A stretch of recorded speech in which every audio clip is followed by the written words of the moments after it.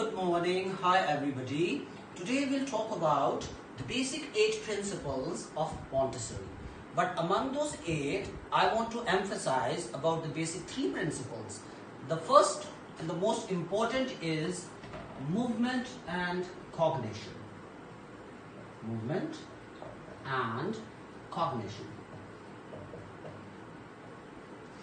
Now in any class, when you allow your students to move around in the class and the more they move around, automatically the learning process will start. They'll move around the chairs, they'll take their separate positions, they know where to sit, they know how to move around in the class, how to ask questions. So that play a pivotal role in students' understanding and of course learning. The other thing we'll talk about is cognition. Cognition is basically the process of learning itself. Now, when we enter in class and talk to certain students, and even though we'll start asking their names, they automatically respond to the teacher and tell you your names, their respective names, and then we tend to move around. And of course, the other thing is when we ask them to raise their hands or down their hands, then automatically the learning process takes its shape a bit. Now, so my basic point of view is that in any class, movement of the students, and let's say we'll talk about very young students, their age might range from 4 years to 5 years or 3.5 to 5.5 years. The more they move around, the more they ask questions, raise their hands, smile, or show any kind of gesture, automatically the learning process will take its shape and learning process will start. Now, the second thing is, that was the first point. The second point is, of course, choice. Now, if we want our students to color in certain shapes, let's say we'll talk about to color a circle or to color anything, we need to give those little ones a bit of choice. Instead of me giving them just 3 colors, handing over to them that you should use that red, pink and blue color, instead of this, I should open the color box and give those kids, young boys and girls, to pick and choose. Now, when I give them choice, automatically a sense of control will build up in them.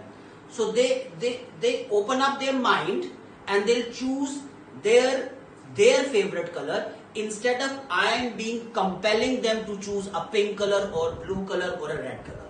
So giving these young boys and girls choice is, I personally feel, is a pivotal thing, is the most important thing, because then they'll be able to grow as a student. Instead of me compelling them, I need to give them choice so that they'll be able to pick and choose their own favorite color. Now, the third important point is interest. All the teachers, including me, should make an effort to make his classroom or his lecture a bit more interesting, so that the students will automatically attract towards the teacher. Now, in order to make your lecture a bit more interesting, 3 tools can be used. First, the tool A will be narrating certain stories. Narrating stories. The tool B will be playing certain games, playing games inside the classroom, so that the students will intermingle, they'll mix up. And the third point is a bit of music. Now, when you mix these 3 ingredients, automatically your classroom, your lecture, the entire environment will be glowing, will be bubbling, and automatically student interest will be created in such a manner that each and every day he'll be waiting for your class to initiate. So my point is, to create interest in the class is the most pivotal thing.